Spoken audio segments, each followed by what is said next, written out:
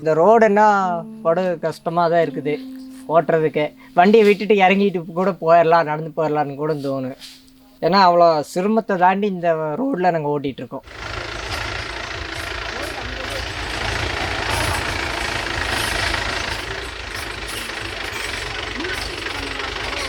3 ஆற்றுலேயும் வெள்ளமெல்லாம் வந்துச்சுன்னா அந்த வண்டியவே இந்த பக்கம் கொண்டுட்டு வர முடியாது. இந்த ரோட்டில் ஓட்டலாட்டி எங்களுக்கு எந்த லோடும் இல்லை, வாடகையும் இல்லை.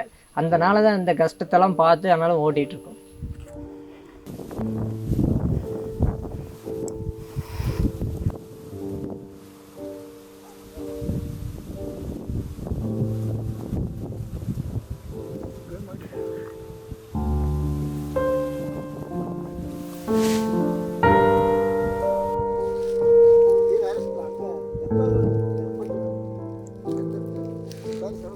இதை அப்படியே வெட்டிட்டு போய்ங்க, பாறையில் காய போட்டு அப்புறம் தூக்கிட்டு ஊருக்கு போய் ஊர்லேருந்து திருமூர்த்தி மலைக்கு போக வேண்டியது இருக்குது. ரொம்ப கஷ்டம். அங்கே வரைக்கும் போய் அங்கே திருமூர்த்தி மலைக்கு போகணுமோ அந்த பக்கம் அங்கே கொண்டு போனால் வியாபாரம் பண்ணிடலாம். ரோடு இருந்துச்சுருந்தா அதை விட ஒரு ஜாலியை கொண்டு போயிடலாம். அதான் நாங்கள் ரோடு கேட்டுட்டு இருக்குதும்.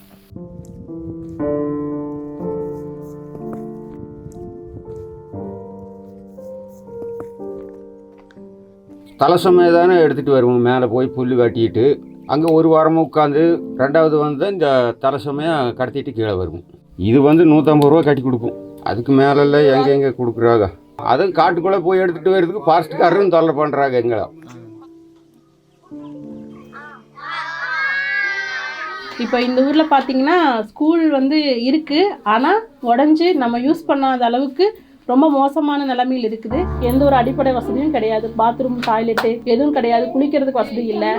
அப்போ இதெல்லாம் இல்லாதப்ப நாங்கள் 3 நாள் அதுக்கு மேலே தங்குறது ரொம்ப சிரமமாக இருக்குது. நாங்கள் காடம்பாறையிலேருந்து இங்கே உள்ளே வர்றதுக்கே ஒரு 3 மணி நேரம் ஆகும். அந்த வழி வந்து அவ்வளோ மோசமான வழி. இப்போ கண்டிப்பாக ரோடு இருந்துச்சு அப்படின்னா டெய்லியுமே நாங்கள் வந்துட்டு போகிறதுக்கு வசதியாக சௌகரியமாக இருக்கும். ஒரு வாழ்க்கை தரம் இன்னும் மேம்படும். எல்லாரும் படித்து ஒரு நல்ல நிலைமையில் இருப்பாங்க. இந்த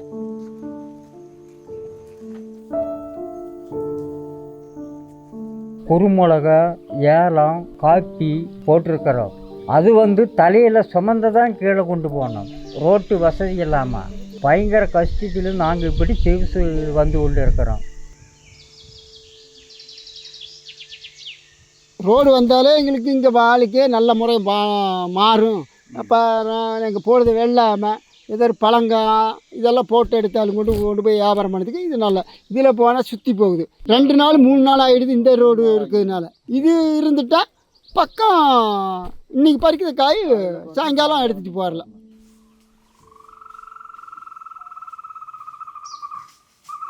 கரடி கடிச்சது வந்து நாங்கள் மேலே மலையிலேருந்து புல் எடுத்துகிட்டு வந்தேன். ஈசமார் சும தலையில் இருந்தது. பார்த்தா முன்னாடி உட்காந்துருக்கேன். அங்கே போனது திரும்பிட்டு வந்து இங்கே ஒரு கையை, இந்த கையை இங்கே இப்படி பிடிச்சிட்டுது. அப்படியே இங்கே ஒரு பல்லு, இங்கே ஒரு பல்லு அப்படியே வெளியவே பிரட்டுது கையில் கடிச்சு. அப்புறம் அங்கேருந்து ஆளுகள்லாம் தொட்டியில் கட்டி கீழே பெரிய ஆஸ்பத்திரி தூக்கிட்டு போனாங்க. பின்ன இந்த மாதிரி ரோடு அது இருந்துச்சுன்னா இங்கேயே எல்லா வசதியும் இங்கேயே கூட்டிகிட்டு வந்திருப்பாங்க, இங்கேயே எல்லாம் பார்த்தேன். இப்போ நான் எங்களை வந்து பாதி வழி வரைக்கும் இங்கேருந்து வண்டி எடுத்துகிட்டு வர சொல்கிறாங்க. இங்கேருந்து மெயின் ரோடு வரைக்கும் தான் அவங்க வருவாங்களாம். ஆஸ்பத்திரிக்கு போகிறவங்களே அங்கே மட்டும் கூட்டிகிட்டு வந்து விட்டுட்டும் போயிடுறாங்க. நம்ம போகணுன்னாலும் அங்கே வந்து தான் கூட்டிகிட்டு போவாங்க. இல்லைன்னா இந்த வழியை நடந்து கட்டி தூக்கிட்டு போகணும். வண்டி இதிலே கொண்டு போனாலும் வாடகை கொடுத்து தான் போகணும். நம்மளுக்கு இங்கெல்லாம் வந்து அந்த அளவுக்கு வந்து இல்லைங்க. இந்த ஆனைமலை புலிகள் காப்பகத்திலிருந்து மேலே மலைப்பகுதியில் இருக்கக்கூடிய செட்டில்மெண்ட் இருக்கக்கூடிய மலைவாழ் மக்கள் எல்லாருமே மலையை விட்டு கீழே இறங்கணும் அப்படின்னு சொல்லி பிரச்சனை ரொம்ப பெருசாக இஷ்யூஸ் ஆச்சு. ஒரு சின்ன ஒரு விறகு போய் வெட்ட முடியாது, ஒரு சின்ன ஒரு மரம் போய் வீட்டுக்கு இந்த மாதிரி இப்போ நீங்கள் அட்டாலியில் இருக்கீங்கன்னா இந்த மாதிரி ஒரு அட்டாலி ஏதோ ஒரு இதுக்கு போய் ஒரு சின்ன மரம் வெட்டக்கூடாது, உடனே கேஸ் போட்டுருவாங்க. ஏதோ ஒரு கேஸ் போட்டு அதுக்கு உண்டான ஃபைன் கேட்பாங்க. அது மாதிரி நாங்கள் எந்த ஒரு வாழ்வாதாரத்துக்கு இதுக்குள்ளே உள்ள நாங்கள் எதுக்கு போனாலும் ஃபாரஸ்ட்காரங்க ஏதோ ஒரு பிரச்சனை பண்ணிகிட்டே தான் இருப்பாங்க. எங்கள் மக்கள் சிரமம் படாத சிரமம் இல்லை. பூரம் பஞ்சம் பச்சிக்கு தண்ணி கஞ்சி தண்ணிக்கு பெரிய கொடுமைச்சாமி எங்கள் நாட்டில் நாங்களாம் பிழைச்சி வாழ்ந்தது ஆளானது. இந்த நிலைமையில தான் வந்து மலைவாழ் மக்கள் சங்கத்தை மலைவாழ் மக்கள் போய் நாங்கள் அணுகிறோம். மலைவாழ் மக்கள் சங்கத்தில் சார்பாக பொள்ளாச்சியில் வந்து சார் ஆட்சியர் அலுவலகத்துக்கு முன்னாடி மாநில தலைவர் பி சண்முகம் அவர் தலைமையில் வந்து மறியல் போராட்டம் நடத்தினோம். ஒட்டுமொத்த மலைவாழ் மக்களுமே அன்னைக்கு திரண்டு அந்த போராட்டத்தில் கலந்துக்கிட்டோம். அந்த போராட்டம் நடத்தினதுக்கு பின்னாடி மலைப்பகுதியிலிருந்து ஆனைமலை புலிகள் காப்பகத்திலிருந்து மலைவாழ் மக்கள் கட்டாயமாக வெளியேறணும் அப்படின்ற பிரச்சனை அன்னையோடு நின்றுச்சு. ஏதோ நம்ம கம்யூனிஸ்ட் சங்கம் இந்த கூட கொஞ்சம் வரக்காட்டியும் தான் எங்களுக்கு கொஞ்சம் நாங்கள் சாப்பிட்ற சாப்பாடை கொஞ்சம் நிமிர்த்தி இல்லைன்னு எங்களுக்கு பெரிய சின்ன கடிச்சாமே ஏதோ இந்த சங்கத்தில் சேர காட்டின்னு எங்களை ஒரு மரியாதையை வச்சிருக்கீங்க. இல்லாட்டி ஒன்றும் முடியாது சாமி இந்த நாட்டுக்குள்ள. தமிழ்நாடு அரசாங்கத்தினுடைய திட்டம் ஒரு பகுதி மக்களுக்கு போய் சேரவில்லை அல்லது கிடைக்கவில்லை, கிடைப்பதற்கான சூழ்நிலை இல்லை என்பது எவ்வளோ பெரிய வேதனையான விஷயம். மிக மிக பின்தங்கி இவ்வளவு காலம் இப்படித்தான் வாழ்ந்திருக்கிறார்கள் என்பதை கற்பனை செய்து பாருங்கள். மின்சாரம் இல்லாமல், போக்குவரத்து வசதி இல்லாமல், சாலை வசதி இல்லாமல், கல்விக்கு வாய்ப்பில்லை, ஆஸ்பத்திரிக்கு வாய்ப்பில்லை, ரேஷன் கடைக்கு வாய்ப்பில்லை, காட்டை மட்டுமே சார்ந்து வாழ்வது என்கிற ஒரு வாழ்க்கையை நம்முடைய மாநிலத்தில் ஒரு பகுதி மக்கள் இவ்வளவு காலமும் வாழ்ந்து கொண்டிருக்கிறார்கள் என்பதே நாம் எல்லாம் வெட்கப்பட வேண்டிய அவமானப்பட வேண்டிய விஷயம் இல்லையா? இந்த பிரச்சனைகளுக்கெல்லாம் ஒரு முடிவு வேணும்னு சொல்லி தான் உடுமலைப்பேட்டையில் ஒரு காத்திருப்பு போராட்டம் நடத்தணும்.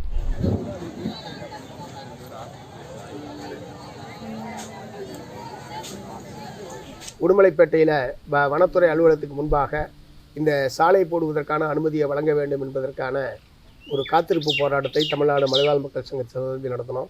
கை குழந்தைகள், கர்ப்பிணி பெண்கள் உட்பட அந்த மலையில் இருக்கிற மொத்த மக்களும் 1000க்கும் மேற்பட்டவர்கள் திரண்டு இரவு பகலாக அந்த போராட்டம் என்பது அங்கே நடைபெற்றது.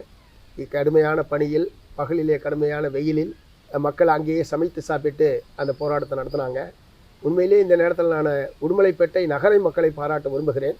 அந்த மலைவாழ் மக்களுடைய அந்த போராட்டத்துக்கு ஆதரவாக உடுமலைப்பேட்டை நகரத்தில் இருக்கக்கூடிய பல்வேறு சமூக பிரிவினரும் பல்வேறு அமைப்பினரும் ஒத்துழைத்தது மட்டுமல்லாமல் அந்த மக்களுக்கு உணவளித்தது, பாதுகாப்பு அளித்தது, அந்த மக்களுக்கான அடிப்படை தேவைகளை போராட்டத்திற்கு வழங்கியது எல்லாம் அந்த நகரத்தில் இருக்கக்கூடிய மக்கள். அந்த மக்களுக்கெல்லாம் இந்த நேரத்தில் நான் நன்றி சொல்ல விரும்புகிறேன். அந்த பொதுமக்களுடைய பேராதரவும் மக்களுடைய உறுதிமிக்க போராட்டமும் தான் மாவட்ட நிர்வாகத்தை அழைத்து பேச்சுவார்த்தை நடத்த வேண்டிய ஒரு நிலைமையை ஏற்படுத்தியது. சாலை போடுவதற்கான அனுமதியை கிராம சபை தீர்மானம் போட்டு கோட்டக்குழு அங்கீகரித்து மாவட்ட வனக்குழு ஒப்புதல் அளித்தால் சாலை போடுவதை உங்களால் தடுக்க முடியாது என்று தான் நம்ம திரும்ப திரும்ப சொன்னோம். அதை மாவட்ட ஆட்சித்தலைவர் புரிந்து கொண்டு உடனடியாக அத்தகைய ஒரு தீர்மானத்தை போராட்டத்தினுடைய 3வது நாள் மாலை அந்த மாதிரி ஒரு தீர்மானம் நிறைவேற்றப்பட்டு உடனடியாக அதை அரசுக்கு அனுப்பி அதை உடனடியாக அரசை ஏற்க செய்ததும் நிதி ஒதுக்கீடு செய்திருப்பது என்பதும் மாவட்ட ஆட்சித்தலைவருக்கு இந்த நேரத்தில் பாராட்ட தெரிவிக்க என்பது அந்த மக்களுடைய உறுதியான போராட்டம். சாலை வசதிக்கான உத்தரவு பெறாமல் இங்கிருந்து செல்வதில்லை என்கிற அந்த உறுதியான போராட்டம் தான் அந்த சாலை வந்திருப்பதற்கான மிக அடிப்படையான காரணம்.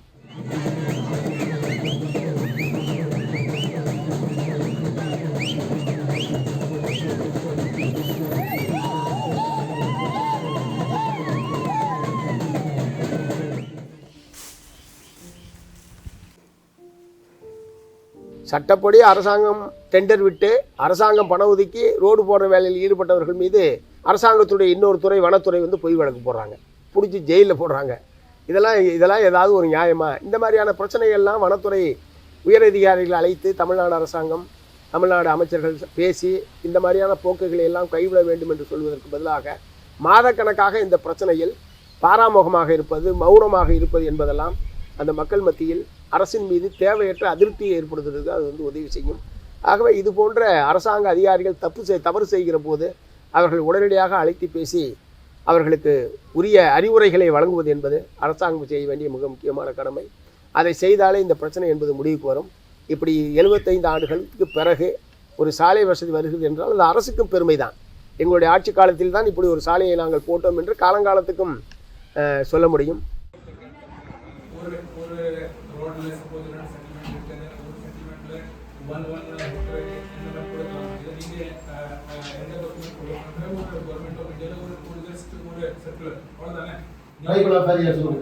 நீங்க ஒரு லெட்டர் கொடுக்குறீங்க, நீங்க கொடுக்குறது லெட்டர் சார். நீங்க ஜியோ ஃபாலோ பண்ணலனா அது சர்க்குலர் தான் சார். அது ஜியோ சார், அது ஜியோ இல்ல. அந்த மெட்டர்ல நீங்க சர்க்குலர் ஃபாலோ பண்றீங்க. இந்த வைலட் பேலன்ஸ் மெட்டர்ல உங்களுக்கு ஜியோ. சரி, ஓகே. அந்த 2 ஹெட் நாங்க வேண்டாம் சொன்னா நீங்க இந்த லெட்டர் வேண்டாம்ன்றீங்களா? என்ன லெட்டர்? நான் இந்த கம்பேர் பண்ணிக்கலாம்னு சொல்லி அந்த இதுக்கு ஜியோ கொடுக்குறோம் இல்லையா, அது நீங்க ஏத்துக்க மாட்டேங்கிறீங்க. சரி, ரைட், ஓகே. அது வேண்டாம்னு நான் சொன்னா இந்த லெட்டர் நீங்க ஏத்துக்க மாட்டீங்கன்னு கேக்குறேன். ஒரு நாடாளுமன்ற உறுப்பினர் தலையிடுறாங்க, மினிஸ்ட்ரியில இருந்து நம்ம வந்து சொல்றோம், 2 மினிஸ்டர் வந்து தலையிட்டு சொல்றாங்க. இத்தனை ப்ரொசீஜர் வந்து இந்த வந்து இன்பிட்வீன் இந்த 9 மாதத்துல ஆஃப்டர் எலெக்ஷன் பூரா நடந்துருக்கு. எங்க தரப்புல எந்த முயற்சி எடுக்க, நாங்க எந்த முயற்சி எடுக்க, நீங்க செய்ய வேண்டிய வேலை, எங்க வேலை இல்லை. எங்களுக்கு கோரிக்கை மட்டும் தான் வைக்க தெரியும். இப்ப நம்ம சர்வீஸ் ரோட்ல போட்டாலும் இந்த தலைமுறையில சார் எத்தனை தலைமுறை ஆனாலும் இந்த ரோடு கிடைக்காது. இவங்க கொடுத்துருக்க லெட்டர் சார், இது ரொம்ப தப்பான லெட்டர் சார், சட்டத்துக்கு விரோதமான லெட்டர். இது வந்து மினிஸ்ட்ரி ஆஃப் ட்ரைபல் அஃபேர்ஸ் வந்து கொடுத்துருக்காங்க சார். இவங்க கொடுத்துருக்கிறது இவங்களுடைய ஒயில்ட் லைஃப் டிவிஷன்ல இருந்து கொடுத்துருக்காங்க சார். நம்ம எப்படி சார் ஏற்றுக்க முடியும்? இது காலத்தை தள்ளி போடுறதுக்கு உண்டான வேலை எதுவும் சொல்றாங்களே தவிர இதை செஞ்சு கொடுக்கணும், இந்த மக்களுக்கு உதவி பண்ணணும் அப்படின்னு சொல்லி துணி கூட என்ன இல்லைங்க சார்.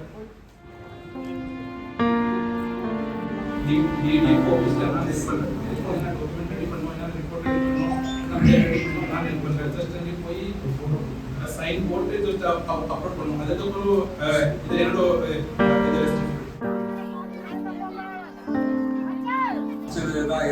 பண்ணது அந்த பாண்டியில் நடந்தது.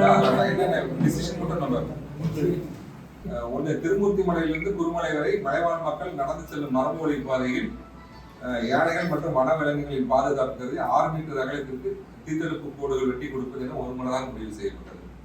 2, மேல்கோயில் குருமலை வாழ் செட்டில்மெண்ட் பகுதிக்கு கிராம சபை கூட்டத்தில் நிறைவேற்றப்பட்ட குருமலை ஒலிகளை அறிவியுள்ள சாலை அமைக்கும் பணிக்காக தனி பேரூராட்சி செயலாளர் மூலமாக இயப்படிவம் தயார் செய்து உருமலை வனச்செயலர் மற்றும் துணை இயக்குநர் ஆனமலை குடியிருப்பு மூலமாக தலைமை வன உயிரின காப்பரேஷன் பரிந்துரை செய்து அனுப்பப்பட்டு எதிர்வரும் மார்ச் மாதத்தில் கூட்டப்படும் மாநில அளவிலான வன உயிரினங்களுக்கு ஒப்புதல் பெற நடவடிக்கை மேற்கொள்ளப்படும் ஒருமனதாக முடிவு செய்யப்பட்டது.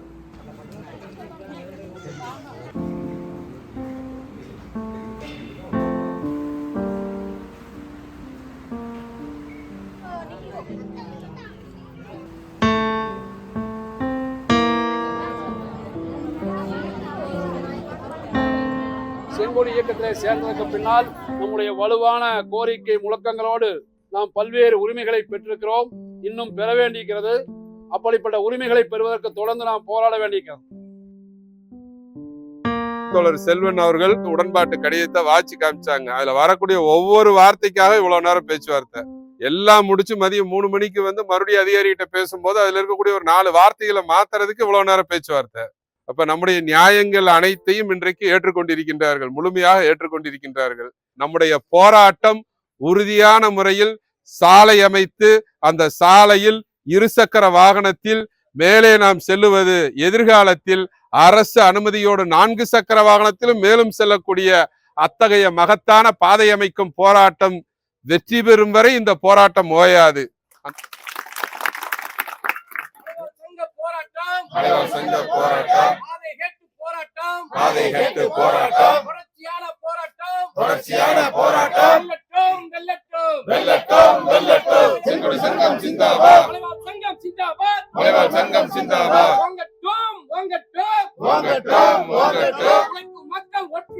உழைக்கும் மக்கள் ஒற்றுமை.